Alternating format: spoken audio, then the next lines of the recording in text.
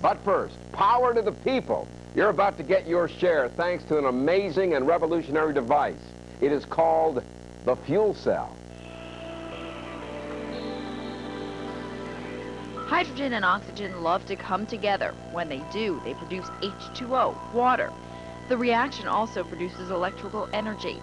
Capturing that energy had been a problem, frustrating scientists for more than a century. But now that problem has been solved. So what does that mean to you and me? This fuel cell technology will be to the next century what the computer was to the later part of the 19th century. To understand why some engineers rank the fuel cell right up there with the computer in terms of importance, take a look under the hood.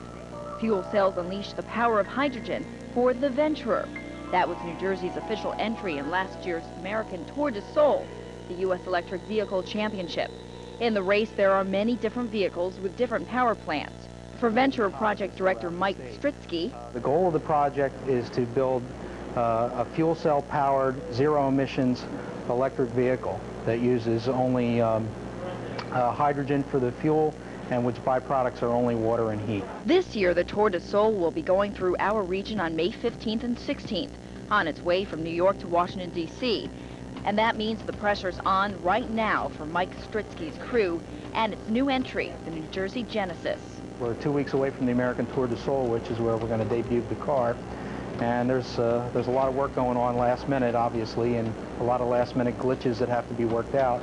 But we have a team of very dedicated partners and sponsors that are all working overtime 7 days a week in order to get this thing done. They've come a long way from last year's auto. The thing that makes this year's car different is that we're building this car pretty much from the ground up. We took a SHO motor out of it and we put in a 114 horse electric motor, which should make this car a real screamer, which should have over 100 mile an hour plus and acceleration that's second to none. We put 2 hydrogen fuel cell stacks in. Last year's car had only 1. But the real star of the show this year is that we're putting an onboard hydrogen generation system that is done by Millennium Cell in Eatontown.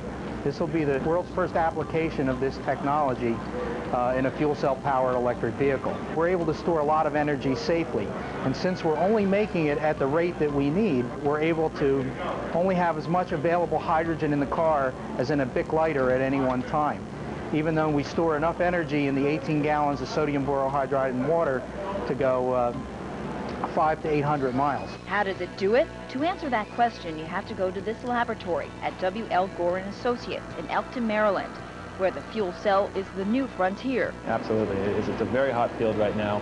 Our group has grown tremendously. The amount of activity, the amount of customers have grown tremendously. That growth is being supported by a company. With about 6,000 associates worldwide, we're involved in developing and manufacturing products for a variety of applications in medical products, industrial products, electronic products, and our fabrics. Many people associate the Gore name with Gore-Tex, the waterproof membrane.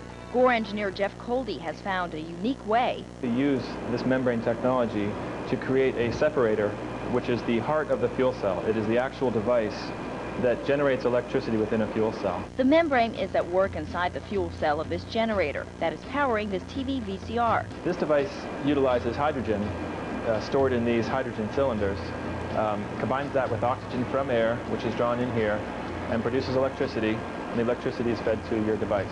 There is a fan to help with air being drawn into it, but beyond that there are no moving parts of this fuel cell system. So how much energy does it produce? This is an example of a very small fuel cell. This is producing about 50 watts.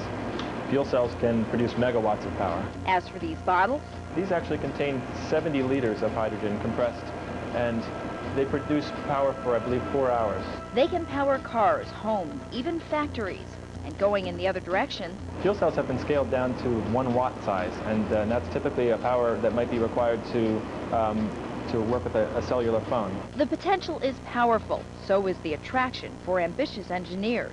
There was a publication recently describing the hottest new job for engineers in the year 2000, and the #1 hottest job for engineers was a fuel cell engineer.